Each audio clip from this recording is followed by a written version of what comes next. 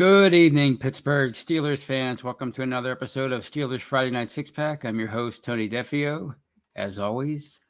And before I begin, I would like you to please like and subscribe to our YouTube channel where we bring you live shows each and every day. We bring you this show, we bring you The Hangover, Touchdown Under, Know Your Enemy, this Scobro show. We have pregame stuff, we have postgame stuff.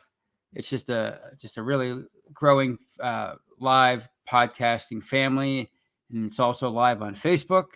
And if you're watching me on Facebook, hello, please join us. And Stacy Lynn is joining us from Facebook, so it's nice to see her.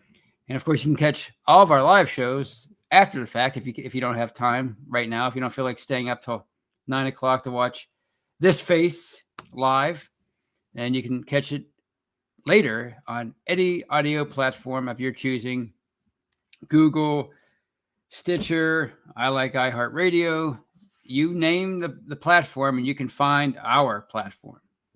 So please check that out. And of course, we have audio only shows, which of course are not live. They're audio podcasts, and they include Let's Ride, The Stat Geek, From the Cutting Room Floor. We have the fantasy football stuff. We have the live mic. The list goes on and on. I think Jeff does, if I'm not mistaken. I should know this. I believe Jeff Hartman does the rundown of Mike Tomlin's press conference every week, and boy, was that a doozy this week. So that's an audio show. So please check out our audio only platform. And we usually have two parts, by the way, on every show, live and on audio only when they're on audio. So please download both when you find them on your audio platform. And of course, check out Behind Steel Curtain, the website, where we bring you news, commentary, film breakdown, anything Steeler related, any rumor, any funny stuff, usually by me, or Brian or whoever wants to be funny. It's usually me, because people are always like, oh, don't take anything Defoe. That's what a lot of people call me. I don't know how to spell my last name. Don't take anything he says seriously. So, anything that you want to find Steelers related, you can find it on Behind the Steel Curtain. As we like to say, it's your one-stop shop for all your Steelers needs. And let's check out the live chat and see who was here first. I didn't get a chance to look. I was too busy rambling. Who was first? I bet you it was. Nope, it was not Jared Devil tonight. It was Steelers Chick 46. Unfortunately, Jared Devil just came in second, but he had a good run.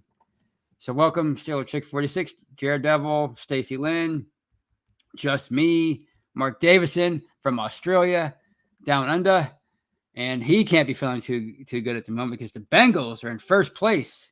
If the playoffs started today, first of all, we'd all want our money back if we were season ticket holders. But number two, the Bengals would be in first place, and they would have the number one seed in the AFC. They would have, the road to the Super Bowl would have to go through the jungle. Can you believe that? Wow. So Mark Davidson's here, Kathy Ford, Devin Logan from Facebook, Joseph Wilson from YouTube, Tom Ferry from Facebook, George Teston, Clarence Washington, James Jones, Ryan, go Brian. Wow, that's pretty funny. Unless it's your real birth-given name, then I'm sorry for laughing. Steelers Freak. Wow, we have a lot of Steelers Freaks, but we have an official Steelers Freak with us tonight. Thanks, Mean Joe. I haven't seen Thanks, Mean Joe in a while, so welcome. So welcome, everybody, and let's talk about this Sunday's game. And boy, is it a big one. I think it is anyway. I mean, it's not do or die. I don't think it's Shannon. By the way, Shannon. I saw Shannon. I can't not acknowledge Shannon White, the great Shannon White, who co-hosts the Hangover every Monday night with me and Brian Anthony Davis. So Shannon's watching, and he always has great insight. So I always look forward to interacting with him, whether it's on here or on the Hangover. Anyway, this Sunday's game against the Browns at First Energy Stadium in Cleveland at 1 o'clock. It is a big one, I think, but it's not do or die, but it's still pretty huge. The Steelers are currently in last place in the division in the AFC North. They are a half a game behind Cleveland, or a game? Yeah, I guess they're a half a game behind. But anyway, they're in last place. And the Bengals, who they've all already lost to, and the Ravens are both 5-2. So this is big. If they win, then I think they can really set themselves up nicely for this foreseeable future, meaning the next couple of weeks, because they play the Bears and the Lions after that. And by the way, I always forget what order that's in, but still, they're both pretty bad teams, and they're both at home. So, if they win this week, they can really set themselves up for a nice run and really getting into serious playoff contention by the time they go to LA on Sunday Night Football, right around Thanksgiving. So it's a big game, and don't think that the Browns aren't up for this game and their fans. Believe me, I know they won in the playoffs last year. They came to Heinz Field and they kind of whipped up on the Steelers, and you would think that would be enough to convince them that they're the superior team. But there's decades of abuse at the hands of the Steelers that they still have to deal with. So I'm sure they still have a little bit of that little brother complex, and maybe they don't really believe it that they're the superior organization right now. Maybe their fans don't believe it. Because think about it. Say the Steelers, whenever the rare occasions that they beat the Patriots back in Tom Brady's heyday, which I guess is still going on, but when his heyday was with the Patriots, and of course Belichick, when they would beat them, always at Heinz Field, by the way, did you ever feel truly confident that they would beat them the next time they played them, whether it was here at Heinz Field or at Gillette Stadium? I'm just going to say no. I'm sure you didn't feel confident. So I'm sure there's still some psychological effects going on with the organization and the fans of the Browns, because of the last 20-some years of this quote-unquote rivalry that's really only becoming a rivalry over the last few years with the Browns becoming a better organization and becoming more talented and finally seemingly doing everything right. So there's that. So they're going to be fired up. They're going to want to take this occasion, kind of like put their foot on the Steelers' neck and maybe not choke them out, but sort of maybe put them to sleep for a little bit and really put them behind the 8 ball in terms of the AFC North, because they would be at least a game and a half behind as far as the third place team, which would be I guess the Browns would still be in third place after this week. Or I guess they could be tied for second if the Bengals lose to the Jets, which I don't see happening. And I think the Ravens are off. So they could really damage the Steelers' future. They would be 0-2 in the division.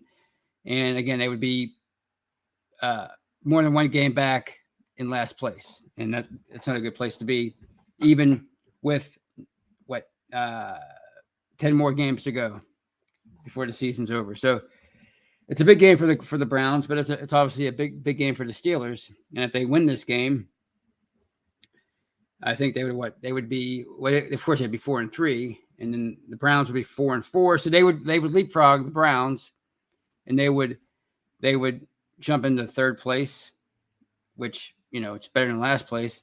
And I think it would give them so much confidence. Can you believe how much confidence they could possibly gain from this game if they were to win it? You're going to Cleveland, a place where you usually do really well, right? Where Ben Roethlisberger was the winningest quarterback forever until Baker Mayfield came along. So if you win that game, I mean, psychologically, it's got to be a big boost for your organization. And you still have 4 games left in the division, so your fate's still pretty much in your hands. If you're Pittsburgh, you'd be 1-1 in the division, and you'd still have 4 games left to play, and you really wouldn't be all that worried about what everybody else is doing in the North, what their record is. The Ravens, of course, the Browns and the Bengals, because you still get to play those teams again, especially Baltimore. You have 2 more games against them. So it could really make up a lot of it can make up for a lot of the damage that was done early on over those first really 4 games when they start out 1-3. And of course, they would, with a win, they would be on a 3-game winning streak. And as Lou, the manager, said in Major League 2, then you have yourself a winning streak. 3 games in a row, that's a winning streak. So, I think it's huge. It's not life or death, but it's huge. And we found out on Friday that Baker Mayfield is definitely going to start, as is Nick Chubb, the running back. I believe Jarvis Landry and Odell Beckham are expected to play in this game. So they're going to be pretty much at full strength on offense. And of course, they have the best offensive line in football, arguably. So it's going to be a tough test. And as Shannon pointed out on Monday, his big fear is how they respond to Cleveland's exceptional running game. I mean, they love to run the ball. That's their identity almost. I mean, not as much as Baltimore's, but it's pretty close, and they're really good at it. So we saw what happened against Seattle and how the Seahawks exploited Pittsburgh's run defense in the second half, and that's how they were able to get back in that game. Coming off of a bye, I mean, tackling was shaky against the Seahawks. Coming off of a 2-week break, it might be even shakier in this game. So it's going to be a test, and it's going to be interesting to see how the Steelers respond to what Seattle did to them on the ground 2 weeks ago, because they obviously can't do the same thing and expect to have better results. It's the whole insanity, blah, blah, blah thing. So are they going to make any changes on the line? Is Robert Spillane going to play more at inside linebacker, because he's, I think, probably the best run stopper of their, between Bush and Schobert and Spillane. Spillane's probably the best run stopper. Is he going to play more? So it's going to be an interesting to see how they handle that. As far as Baker Mayfield's concerned, I think they've kind of been pretty good at making him seem pretty ordinary so far in his career, meaning the Steelers defense. So I'm pretty confident they cannot disrupt him. If not with the pass rush, certainly with maybe their scheme and disguising things in the secondary and maybe forcing him into some mistakes like they did last year at Heinz Field in the regular season game. I think, was it Joe Hayden, or is it Minka that had the pick six? I think it was Joe Hayden. So yeah, I'm a little concerned about the run defense, but I'm not so concerned about Baker Mayfield at this point. But obviously it would be nice if they could find a way to get pressure on him, because the more, I don't care what the quarterback is, even Big Ben in his prime, in his 20s, nobody really likes pressure. So I think if Watt and Highsmith and of course Cam Hayward, if they're on their game, if they're dominating, if they're winning their one-on-one battles at the line of scrimmage, then they could probably force Mayfield into some mistakes. So as far as the offense, I don't know.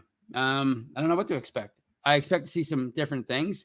Anthony McFarland's been activated, and from all accounts, the people who were covering training camp and even the fans who were there reporting on social media, he seemed to be in some intriguing packages. When they had camp at Heinz Field and when he was, before he got injured. So as we all know, he's pretty familiar with Matt Canada. Canada coached him in college when he was at Maryland. So the expectation in the summer was that McFarland was going to be a nice little weapon that Canada would take advantage of. Well, here we are heading into the 7th game. Now he'll finally perhaps get a chance to utilize him. Although, given the history of the Steelers with how they use their running backs, it's going to be hard for McFarland to crack that lineup. But again, word out of camp was that both Harris and McFarland were in the backfield at the same time, which is pretty unique for the Steelers on offense. So who knows? Who knows what they have up their sleeve? But I certainly expect Najee Harris, like I said last week, to continue to be the more of a focal point of the offense. I think they know what they have in him. I think they know they have a special young running back. And, of course, he got a tremendous amount of work over the first 6 games, and I expect that to even increase even more starting on Sunday. And I'm really excited to see how they utilize him over these last 11 games, because I think they should be convinced that he is the real deal. I mean, obviously it's still early, but barring injury, I think he's the real deal, and he's going to be a dangerous weapon for many years to come. So let's hope that starts to happen sooner rather than later. Of course, Myles Garrett's going to be a huge problem. I'm assuming Dan Moore is going to get the brunt of his talents coming at him, meaning Garrett's talents coming his way. But I think what Garrett moves around too, so whoever's blocking him is going to have their hands full, because he's arguably the best defensive lineman in the AFC. So, or at least the best pass rusher, pass rushing defensive lineman in the AFC. So he's going to be a handful. And of course, I as you know, he had that a pretty cool if you're an objective person, a pretty cool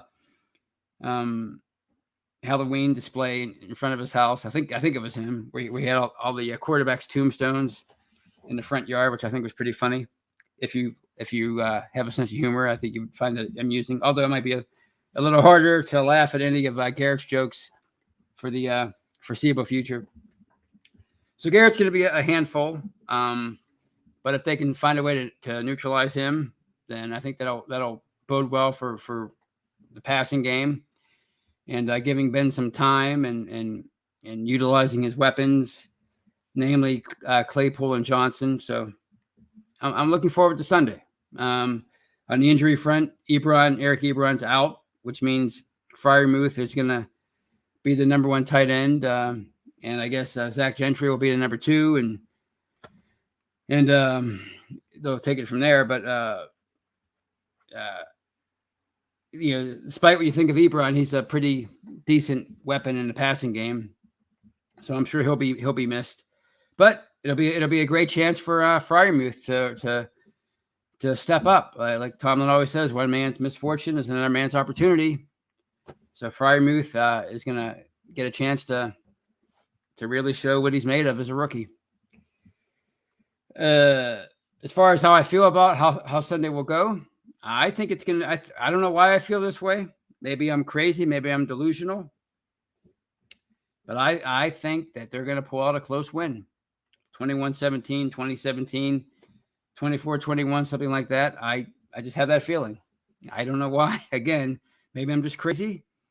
But I just have a good feeling about this team right now in the moment. And as I've demonstrated to you over the first 6-7 weeks of the regular season, I react to what's going on week to week. I'm not a let's wait and see kind of guy. And first of all, I can't be that kind of person, because I have to produce every week for Behind the Steel Curtain. So I have to tell you how I feel each and every week. And for some reason, I feel really good right now about the Pittsburgh Steelers.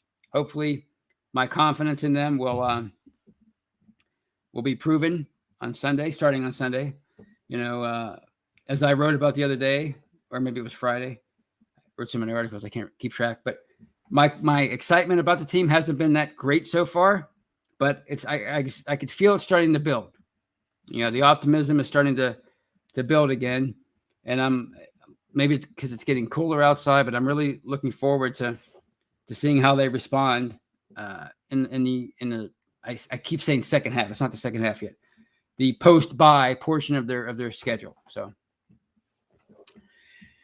those are my thoughts on Cleveland, and I think that's going to wrap up the first half of tonight's show at the 19:34 mark. So if you're watching me live on Facebook or YouTube, please don't go anywhere. I'll be right back after this short break. If you're listening on an audio platform, as I illustrated in the earlier portion of the show, this is only part 1. And if you downloaded part 1, thank you. But please come back and download part 2 of this episode of Steelers Friday Night Six Pack.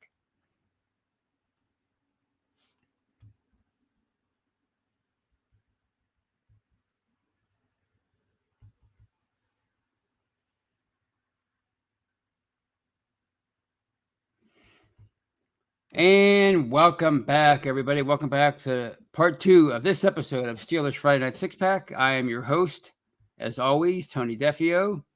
And if you stuck with me on the live portion of the show, I thank you for that on Facebook or YouTube. If you downloaded part 2 on the audio side, I thank you for that. And I'm just taking a look at some live chat stuff, see who we have here. We have Bron Blackwater. That's a new one. That's a new name. Steelers Pittsburgh, who says can't stay, just saying hey, and that's what I call a friend of the show. Somebody who can't really stay, but they still take the time to log on and say hi to everybody. It's the Steeler Nation is worldwide. We're all one big family, even though we fight sometimes, especially on Facebook, and in the comment section Sunday afternoon during the game. We're still one big happy family. So hello, Steelers Pittsburgh, and I hope you have a great night. And Mika Everett is here. Mika Everett says, I got to read this first.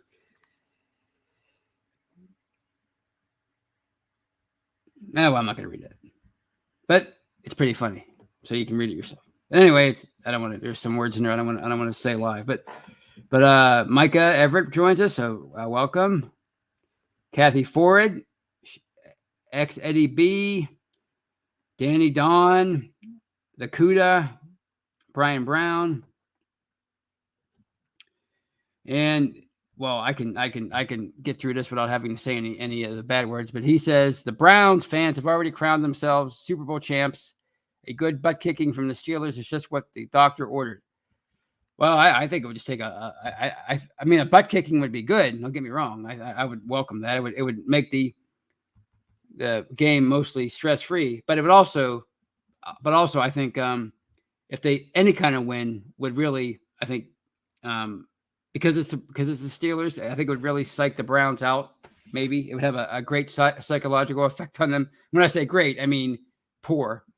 A great win for the Steelers. So any win would be really, really effective in many ways. But yeah, a good butt kicking would be nice. And Devin Logan says Hayden with a bunch of question marks. I don't know what that means, but he's going to play. He's not on the injured list as far as I know. Melvin Ingram was, and he's doubtful right now. Do you mean should Hayden be traded, or is he going to be traded? I don't know. I'll just put that. I'll just answer that right now because I know somebody's going to ask it. I don't know. I don't expect it. So those are my opinions on Joe Hayden.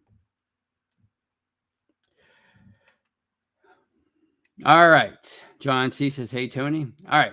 Let's see. Let's talk about Melvin Ingram and those, speaking of trade rumors, the rumors that he wants traded because he's not getting enough playing time. Are they true? Possibly. I mean, I've seen a lot of people say that it's his agent trying to drum up interest because he wants his client to go somewhere else because he's a rented player and he wants to increase his value for next year when he hits the free agent market. Some people have said that teams that are in the market for a veteran pass rusher are throwing it out there to try to drum up trade possibilities with the Steelers. And maybe it's just Ingram himself who's not happy with his playing time. If it's Ingram himself, well, I think that's pretty interesting, and it's kind of not a shocker because he's had a pretty accomplished career up until a couple of years ago when the injury bug really hit him. 50 plus sacks for his career. I forget what the exact number was heading into 2021. And he's 32 years old. So he's not old, but he is a veteran. But his successful years were recent enough that he probably still thinks that, hey, I still should be starting in this league. I went and looked at his snap count percentage, at least overall through 6 games, and he was up to 62%. So for a backup, that's a lot of playing time. Even if you cut that down to like 40%, that's still a lot of playing time for a backup. But I'm sure 2017's James Harrison would love to have even a 40% workload because that's what his biggest bone of contention was back then that he wasn't getting any playing time. So if Ingram is annoyed or angry or upset about his playing time, even though he's averaging 62% of the snaps over the first 6 games, that tells me that he thinks that he's a better player than Alex Highsmith and that he should be starting over him. That's what that tells me. Because he obviously he wouldn't be delusional enough to think that he should be playing ahead of TJ Watt. So he probably thinks he should be the starter. So, and to me, I think that's the danger you run into when you sign these accomplished veterans to be your backup, to come in and be a backup player, because they, most professional athletes their egos are tremendous, and they don't want to. It's harder for them to accept a reserve role, a backup role. Even if they come in saying, yeah, I understand my role. I'm happy about my role. When they get into the thick of it, they probably they probably can't handle being on the bench and just, giving these guys a breather every now and then, or just filling in, for an injury. We saw that back in 2014 with LeGarrette Blount. He was a veteran running back that they brought in to be the number 2 guy behind Le'Veon Bell. And that was Le'Veon Bell's breakout year. And he was so good that year, he probably should have been in consideration for NFL MVP. That's how good Le'Veon Bell was in 2014. And Blount was still upset about his playing time. In fact, the tipping point came in a game on Monday Night Football when Bell rushed for 204 yards, 200 plus yards. So, these guys, but their egos are just so big. They just can't handle a lack of play. And I get it. I mean, you want to be out there playing. And nobody wants to sit on the bench. And that's probably especially the case when you're an accomplished vet with a nice resume. But you signed that contract for a specific purpose, for a reason. They're paying you for a specific thing, and that's to be the backup. That's your job, to be the reserve player. So, if you don't like your playing time, if I'm Mike Tomlin or Kevin Colbert, I'm saying, well, look, we need you. I'm sorry, you don't like your playing time, but you have to be a team player right now. You're our number 1 backup at outside linebacker. Who knows when we could need you at any second. You might be called upon to be the guy that starts the rest of the year if somebody gets seriously injured, God forbid. So I'm not trading that guy. I'm keeping him because if they're serious about contending for the playoffs, then why on earth would they want to trade Melvin Ingram for any kind of, maybe a 2nd round pick, but they're not going to get a 2nd round pick from Melvin Ingram. 4th, 5th round pick, who cares? Keep that guy. And if he leaves at the end of the year, which he likely will, oh well, that's 2022's problem. I'm not worried about that right now. So those are my thoughts on Melvin Ingram. As is my opinion usually in these cases, I say keep the player and don't worry about draft picks because I could care less about draft picks. They don't really do anything for me. So if they were 1-5 instead of 3-3, I'd say, okay, maybe shop Melvin Ingram, get what you can for him. And, you'll have an unproven player as your number 3. Okay, fine, whatever. You're 1-5, you're not going anywhere. But they're still in contention. And I'm sorry, but they're going to remain, they're not going to be eliminated from contention by the trade deadline. It's 1 game away, 2 games, whatever it is. By the time the trade deadline hits, there's a 7th seed in each conference now. So, that increases the chances of you making the playoffs, regardless of what happens this week. So I'm keeping Melvin Ingram.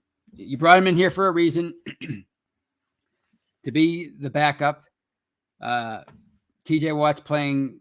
He's obviously a yearly defensive player of the year candidate. So you're not going to. And Alex Highsmith is your future on the other side. So sorry, Melvin, but you have to play your role, and you're being paid $4 million to do so. Maybe that hurts your market value next year, but heck, he was on the bench, or he was on the street for what, 4 months, 5 months before he finally signed with somebody. So I'm sure he'll make at least that much next year, $4 or $5 million. And why a 33-year-old, which is what he would be next year? Why a 33-year-old thinks he would get anything more than the $4 or $5 million he made this year in free agency next year is beyond me. But that's probably the ego talking. So those are my thoughts on Melvin Ingram. All right, one more topic, and that's, of course, the Mike Tomlin thing and his the rumor of him being a front runner to coach at USC or LSU, and him finally being asked that question at his weekly press conference last Tuesday, and him blowing up and just going nuts and really just being visibly upset. I don't think I've ever seen him that upset at a press conference. He was mad. He was angry. His blood was boiling. His eyes were bugging out. Tomlin had the chin. Cowher had the chin. Tomlin has the eyes. When he gets really angry, his eyes get really big. And he was mad. If somebody was like, if Tim Benz, who asked that question, if he would have asked it like 2 feet away from me, he might have punched him. That's how angry he was. And I'm sure he was expecting the question. He had to. He's not an idiot. He knows his ears are, he has what they call rabbit ears. He hears these things. He knows what's going on, what people are saying about him and his team. Most coaches do, I think, whether they acknowledge it or not. I wasn't expecting to be that upset, to be honest. I mean, when I first heard the rumor, I guess it was a week or so earlier. I think it first started at LSU, and then it went to USC, or maybe vice versa.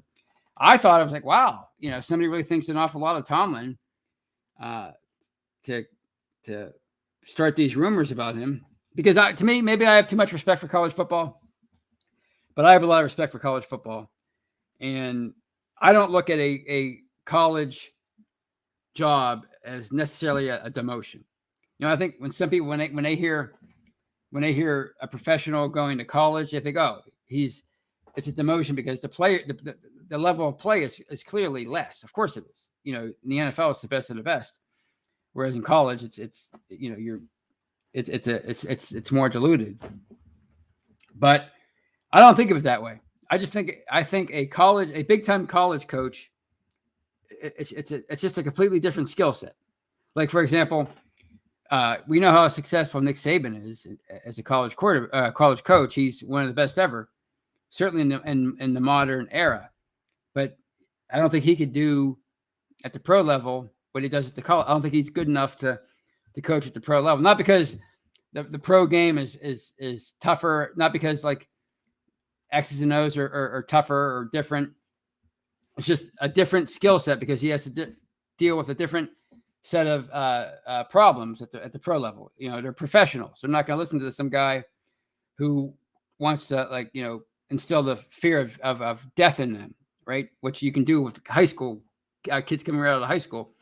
You got a 28-year-old making $30 million a year. He's going to say, bleep you, coach. I'm not, I make more money than you. So there's that factor. And then, of course, you have to be a talent evaluator, in terms of the draft and everything. So it's a different job. Not necessarily a better job, but it's a different job. And it's unknown whether or not Mike Tomlin could do Nick Saban's job as a college coach, recruiting, dealing with boosters, dealing with alumni. I know, like when a player does something in May, a Steeler player, like 5 states away, people say, well, Tomlin's lost control of the team, which is just ridiculous.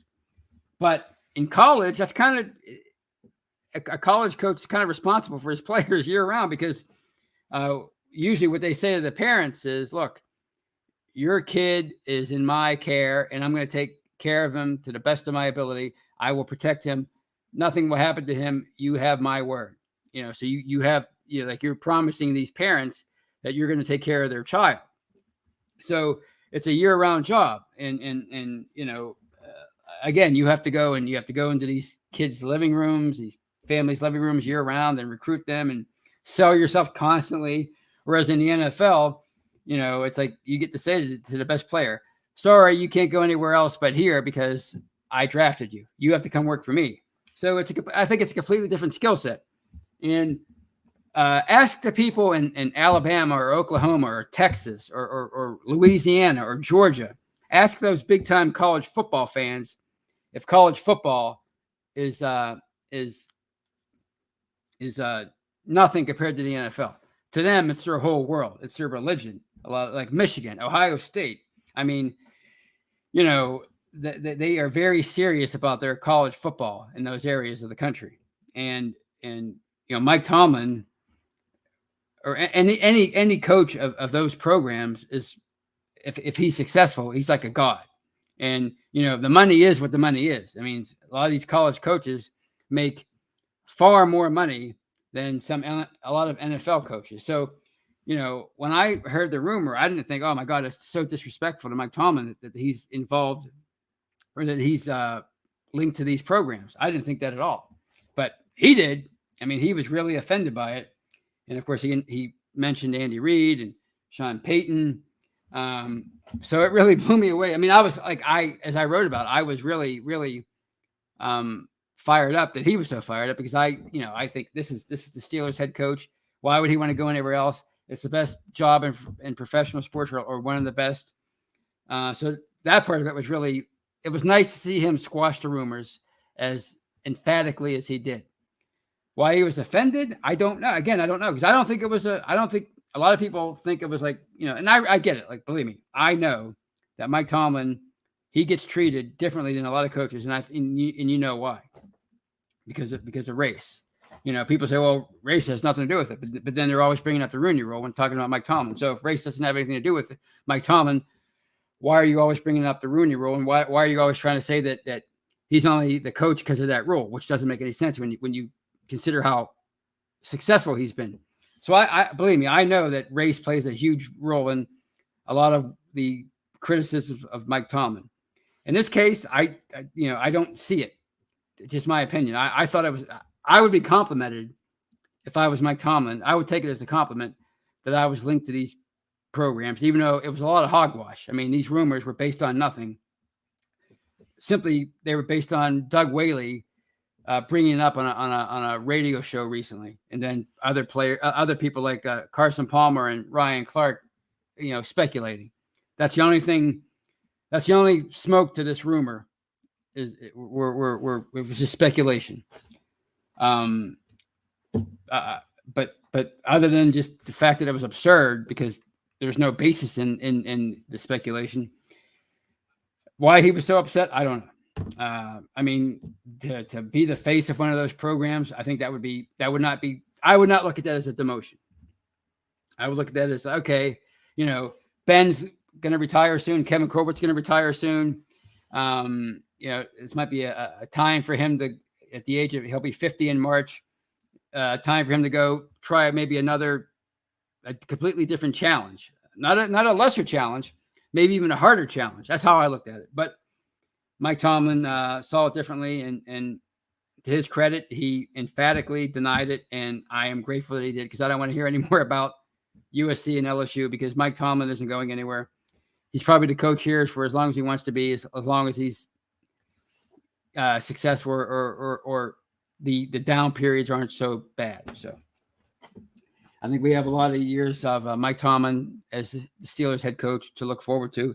And for that, I'm truly excited and grateful and thankful. So on that note, I will open up the final portion of tonight's show to some questions and comments. And Bert Tavares, who joins the show, welcome, Bert. He says Taco Charlton might finally get called up, meaning into the rotation, thrown into the rotation But is he really an outside linebacker? Or is he more of like a 4-3 defensive end? I don't know. But you're right. He could possibly get called up if Melvin Ingram gets traded. But I don't see Melvin Ingram going anywhere. Maybe by the end of the year, he'll be so disgruntled he'll get cut. But I don't really see them making any move with him now unless he quickly becomes a big problem, which he doesn't seem like he's that kind of personality. So I guess we'll have to keep monitoring that situation. And Steelers Freak says, I don't compare the Steelers with the other 31 inferior teams. Speaking of inflated ego about the Steelers, that's they don't call him Steelers Freak for nothing. Anyway, he goes on. That written Green Bay has changed coaches for fresh ideas, and it appears they landed a good one. Yeah, well, I mean, that's true. Of course, having Aaron Rodgers doesn't hurt, and Aaron Rodgers is still playing at a very high level. But yeah, you're right. I mean, they switched coaches, but I don't think. Again, I think when people say fresh ideas, I think that's how maybe Mike Tomlin might, if he wasn't taking it, like in sort of a way that had anything to do with race.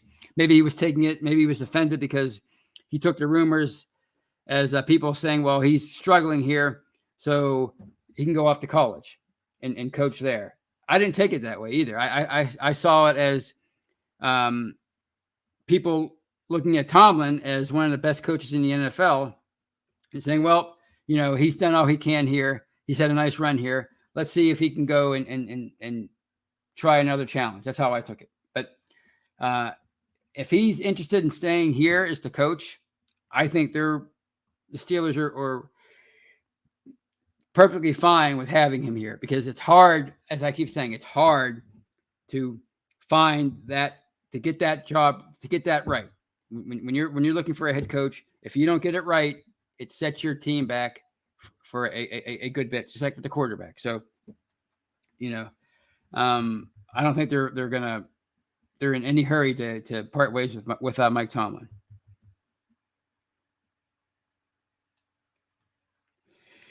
And here's one from Shannon, and he says, Steelers coaching position is a great job, great stability, but too many fans are Super Bowl or else fair weather fans.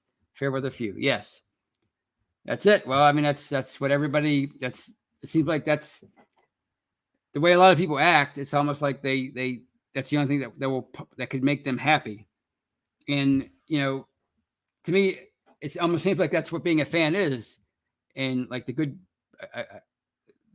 majority of the country is, you're just totally just frustrated and angry until a team wins, and then you're okay for a while, and then you start to cycle over again. So like a lot of people can't just enjoy the ride, the journey. It's about Super Bowl, World Series, Stanley Cup, whatever, college title, and if you're not doing that, if you're not winning, then people are never happy. So yeah, but the fans, that's another thing. The fans can be as critical as they want of Mike Tomlin. The Steelers aren't going to listen to them if they feel that he's doing a good job. Now in college, it's a different story. If you have enough alumni and boosters making noise, then ask Jamie Dixon, who was a really successful coach here of the men's basketball team for years, but they never quite got over the hump. And the Golden Panthers, as they're called, they weren't satisfied with Pitt being an annual contender. They wanted more, so they kind of forced them out eventually. And now they're still trying to recover from that. I think they're heading in the right direction, but they're still trying to recover from moving on from Jamie Dixon, 5 years ago. So, it's a different animal in college.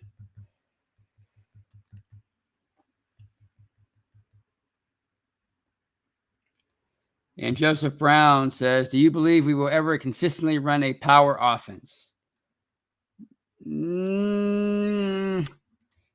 If the run blocking improves, I don't know what you mean by power offense. I mean, as long as Ben is here, or any big time quarterback, they're not going to run it's not going to be 3 yards in a cloud of dust every it's just not how it's going to go. But if the run blocking continues to improve, then maybe they'll be more successful at running the ball down the stretch, have more of a balance. I think that's what you want anyway, is balance.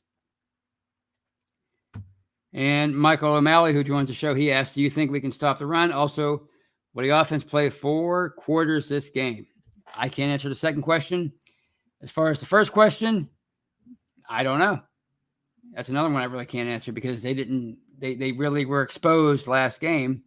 And when you're missing Tyson Alualu, who is so good at stopping the run, and he's not coming back because he's out for the year, and then you're missing Stephon Tuitt, it's going to be harder. But maybe Robert Spillane will be up to the task as a run stopper because I think that's his best part of his game. So we'll see how they utilize him this week.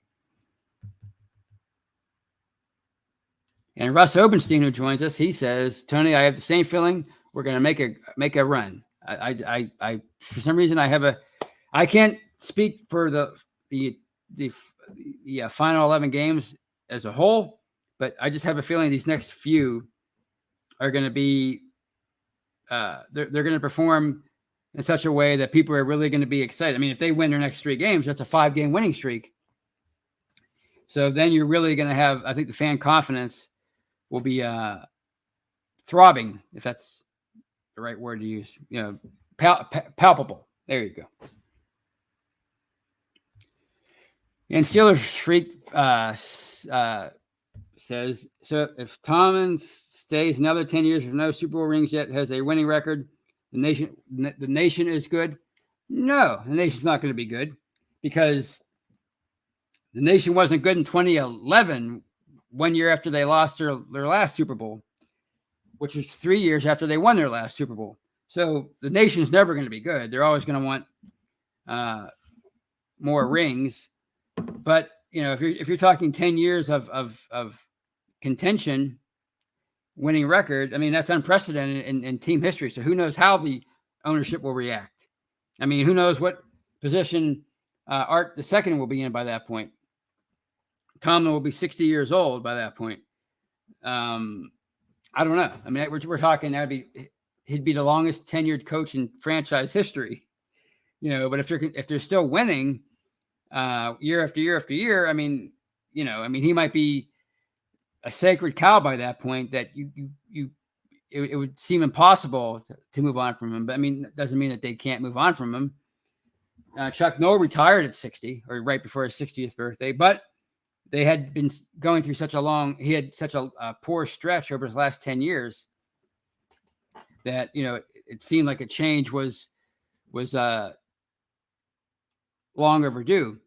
10 more years of winning and contending, may get to the AFC Championship game a few times, maybe making it to the Super Bowl once or twice, winning the division frequent playoff appearances. I mean, I don't know how the Rooneys would react to that because they've never been put in that position as far as a guy being that successful as far as, contending year in and year out over a quarter of a century. So I can't answer that question other than they would be in uncharted territory.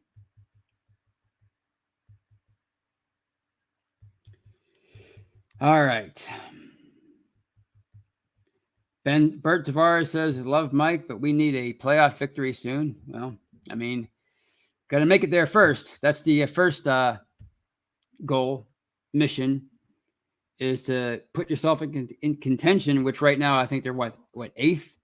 So they got to get in there. They got to get to the playoffs first, which is going to be a big challenge considering they're 3-3 right now and in last place in the division. So. All right.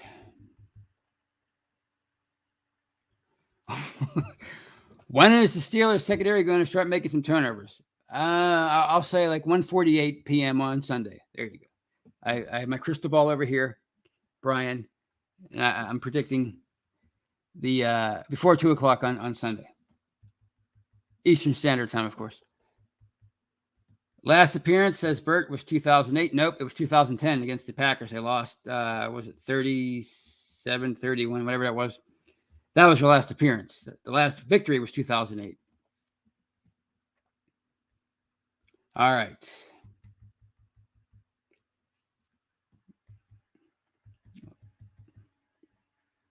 Thanks, Mean Joe has a long comment and question, and he says, struggling to stop the run and struggling getting any consistency on offense, but let's not forget that the Browns are exactly playing with lights out ball, or not exactly playing lights out ball either. What chance do you give us Sunday? Well, I said earlier, I think they're going to win a close game. So I think I give them a pretty good chance. I think they're gonna it's gonna be an exciting game. It's gonna go down to the wire, and I look for them to pull out a 3 or 4 point victory. Brian Brown says that's the whole point of being a fan. Well, that's your number one dream, but it shouldn't be the only thing that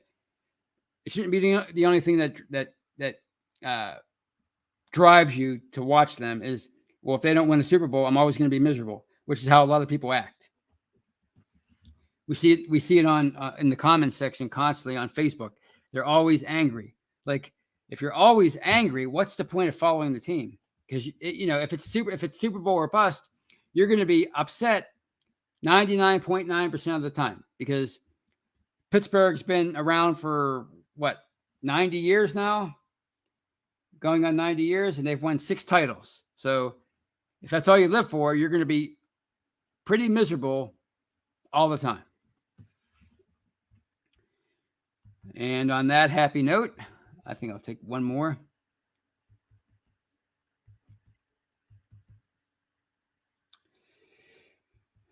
Clarence Washington says that the two teams, meaning the Steelers and the Browns, they split last year.